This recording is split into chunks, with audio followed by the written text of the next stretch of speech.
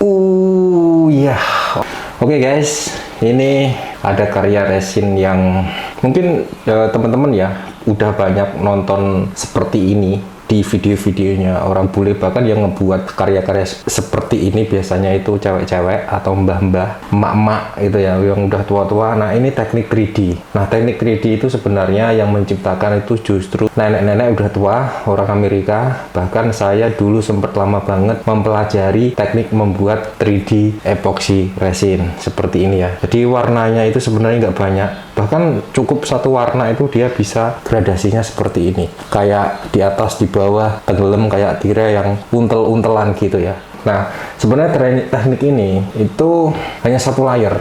Cuman di video ini karena saya tambahkan coatingnya itu karena untuk melengketkan bagian ininya ya, handle-nya ini handle-nya ini nggak saya bur. Nanti teman-teman kita lihat tayangannya ya secara detail, tapi saya jelaskan di video ini gitu. Nah, saya juga kebetulan lama banget nggak ngebuat konten yang intinya cuman duduk santai. Bahkan seperti halnya saya mengingat zaman dulu ketika saya itu kerja di kantor konsultan. Itu saya ada sekitar 5 tahun sebagai desainer 3D interior gitu. Nah, dulu saya memang kerjanya di depan komputer siang malam di salah satu kota di daerah Jambi. Saya itu sebagai desain interior, tapi udah lama banget ya, karena dulu saya memang kegiatannya seperti itu kira-kira ya, ada sekitar 5 tahunan lah lebih kayaknya. Oke, sebenarnya sih kontradiktif. Saya tukang kayu, saya tukang desain, saya tukang resin, dan saya sekarang lebih spesifik di resin art gitu. Tapi nggak masalah, yang penting bermanfaat buat teman-teman ya.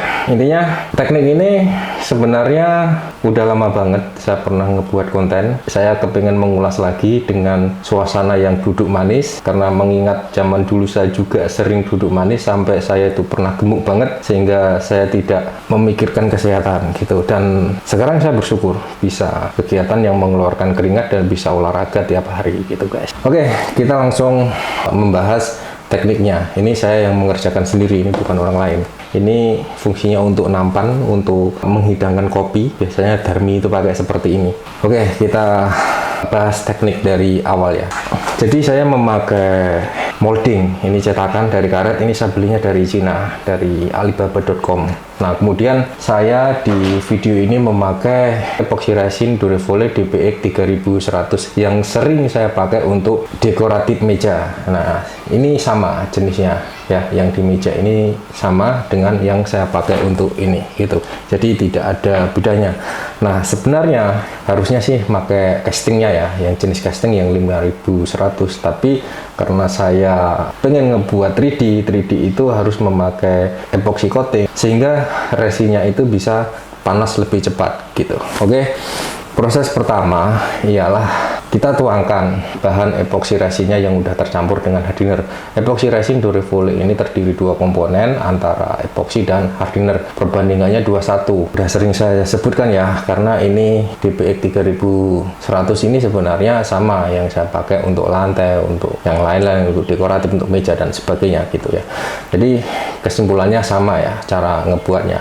Cuman di pembuatan ini harus memakai molding. Molding ini ketebalannya 1 cm, cuman nggak sampai 2 cm gitu, karena adanya barangnya seperti ini guys. Nah, kemudian untuk terbentuk teknik 3D seperti ini, itu teman-teman rahasianya nggak boleh dituang langsung. Artinya gini, setelah kita tuang di moldingnya, itu kita nunggu sekitar ya 20 menit sampai paling cepat 10 menit ya, kalau cuaca di tempat teman-teman itu panas, itu paling 10 menit. Kenapa harus ditunggu 10 menit? Karena epoxy resin akan bereaksi setelah 10 menit ke atas gitu loh. Setelah kita aduk, kita tuang, nanti dia akan bereaksi. Bereaksinya itu gimana? Bereaksinya itu ketika 10 menit ke atas, dia itu akan hangat. Nah, kalau hangatnya itu udah makin banyak, barulah dituang pewarnanya gitu. Nah, tapi berbeda dengan pigmen yang berada di samping ya, atau pewarna yang emas yang ada di samping ini. Ini saya tuang sebelum epoxy panas gitu, karena ini hanya untuk frame di bagian pinggir, untuk membedakan aja, ini variasinya doang ya. Nah, di bagian tengahnya ini saya tuangkan itu setelah epoxy udah mulai panas gitu, udah mulai bereaksi. Artinya kalau sudah ada reaksi, epoksi itu seperti air mendidih. Dia itu kelihatannya tenang, tapi dia sebenarnya itu berputar gitu, ada putaran seperti air mendidih gitu. Nah, disitulah saat yang tepat untuk menuangkan warna di tengah-tengahnya. Jadi warna ini saya tuangkan memakai botol seperti botol kecap gitu. Saya tuangkan epoksi yang sudah saya kasih pigmen, kemudian cukup saya tuangkan aja ya di atasnya gitu, acak-acak gitulah. Saya juga nggak terlalu inspirasi banget ketika menuang ini gitu, artinya saya cuman ngacokan aja dan tidak saya buat pola seperti bunga atau seperti apapun, karena saya kurang suka bunga gitu loh. Ketika sudah dituang, jadi teman-teman bisa diacak lagi dengan sepik atau dengan apapun ya, sehingga gradasi warnanya itu nantinya akan membentuk pola 3D gitu. Nah, sebenarnya gini, 3D epoxy itu yang dipakai itu yang di bawahnya ya, artinya ketika kita moldingnya itu bagian bawah gitu loh yang harus dipakai, tapi saya memakainya di bagian atas. Sebab ini ya, alasan saya kenapa saya memakai di bagian atas, karena saya akan menambahkan handle untuk bagian kanan kirinya, terus saya mau coating lagi gitu. Dan pewarna emasnya itu memang saya berharap dia ada di bagian bawah gitu, makanya saya memakai yang di atasnya. Kalau teknik yang sebenarnya itu di bagian bawahnya. Nah, kalau untuk di bagian bawahnya, reaksinya juga harus nunggu lebih panas lagi. Jangan seperti yang saya buat di video ini, karena saya di video ini belum begitu panas saya tuang gitu. Karena saya berharap 3D-nya itu di bagian atas, bukan di bagian bawahnya. Tapi yang sebenarnya kalau yang dibuat di luar negeri itu, yang udah dibuat YouTuber-YouTuber luar itu di bagian bawahnya. Memang teknik penemu 3D itu membuat tekniknya itu 3D-nya itu yang di bagian bawahnya gitu. Itu yang benar sih sebenarnya. Cuman saya di video ini mengambil di sisi bagian atas. Setelah dituang ya, karena epoxy resin itu cenderung dengan banyaknya bubble. Nah, di epoxy resin Durevole ini sebenarnya udah minim bubble, karena udah ada pembaruan ya. Yang produk yang baru ini nggak seperti produk yang lama, lumayan banyak bubble-nya, tapi yang di baru ini bubble-nya lumayan minim gitu. Untuk menghilangkan bubble di area permukaan itu bisa kalian torch. Apakah torch itu bisa digantikan dengan pemanas lain? Bisa sih, sebenarnya bisa. Cuman kalau nggak panas seperti api ya, bubble-nya itu nggak hilang secara maksimal gitu. Setelah 24 jam itu saya copot dari moldingnya karena udah kering. Tapi sebenarnya kering maksimalnya itu di angka 3 hari untuk kering maksimal ya, kering keras betul. Nah, di angka 24 jam itu walaupun sudah keras seperti ini, kalau ditaruh di pinggiran begini, ini lama-lama bisa melengkung gitu, karena belum keras maksimal. Karena epoxy resin rata-rata di atas 3 hari baru keras maksimal, bahkan ada yang sampai 7 hari keras maksimal. Itu biasanya di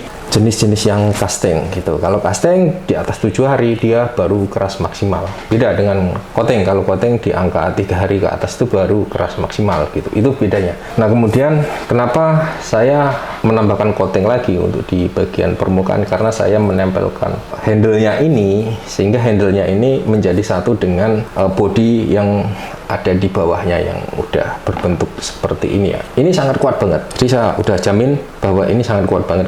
Walaupun dia saya tempelkan ketika saya coating yang kedua, artinya ini sudah benar-benar maksimal menyatu dengan bawah. Karena saya juga meneteskan di bagian atasnya ini, atasnya sini sudah saya teteskan lagi, saya tambahkan sehingga dia merekatnya itu seolah-olah kayak diikat, dibenamkan ke dalam gitu.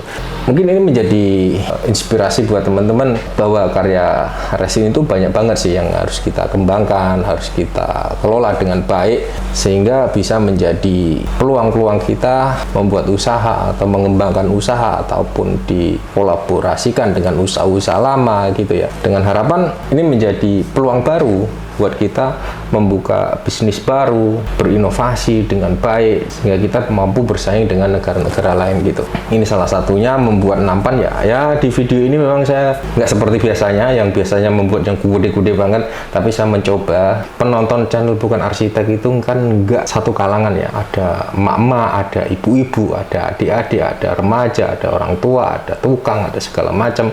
Mereka juga harus kita motivasi untuk membuat karya-karya seni yang bisa kita kembangkan dari mulai sekarang gitu. Artinya walaupun ini sebatas nampan, tapi saya mencoba untuk membuat sesuatu yang unik gitu, sehingga bisa memotivasi ke teman-teman yang lain, bahkan bisa dimodifikasi jauh lebih baik. Itu harapan saya gitu. Oke, mungkin di video ini nggak seperti biasanya. Saya biasanya bergerak leluasa kanan kiri gitu, dan ini saya video nyantai. Ini saya juga lama nggak bikin konten di ruangan saya yang biasanya saya tinggalkan ke Jakarta, kemarin ke Surabaya, kadang juga ke pulau-pulau yang lain gitu ya, karena sekarang lebih banyak memberikan kelas private buat teman-teman. Dan kelas private ini yang mengadakan tim EO, ada dari Durevole, ada dari dinas pemerintahan, ada dari perusahaan-perusahaan lain gitu ya, bukan saya sendiri yang mengadakan kegiatan untuk pelatihan kelas private ini. Saya itu sebagai pramateri atau ya wis kasare guru lah, atau yang ngajari tok gitu. Saya didatangkan oleh mereka tuh ya. Mengenai dimananya, kapan, saya juga kurang tahu, karena ya sesuai dengan permintaan mereka saya datang, mereka memberikan akomodasi, memberikan gaji kepada saya, ya udah saya datang gitu. Barangkali itu menjadi jawaban juga buat teman-teman, karena banyak yang nanya kapan ada pelatihan di sini gitu ya. Karena saya tidak mengadakan pelatihan secara khusus gitu dari saya sendiri gitu. Oke, mudah-mudahan bermanfaat, dan ini motivasi kecil, dan mungkin nanti saya akan membuat video yang sama tapi berbeda gitu, karena penonton channel Bukan Arsitek itu banyak kalangan, sehingga saya punya tanggung jawab untuk memberikan edukasi, memberikan contoh, memberikan motivasi buat teman-teman semuanya. Like, subscribe, jangan lupa, tunggu video selanjutnya. Ciao.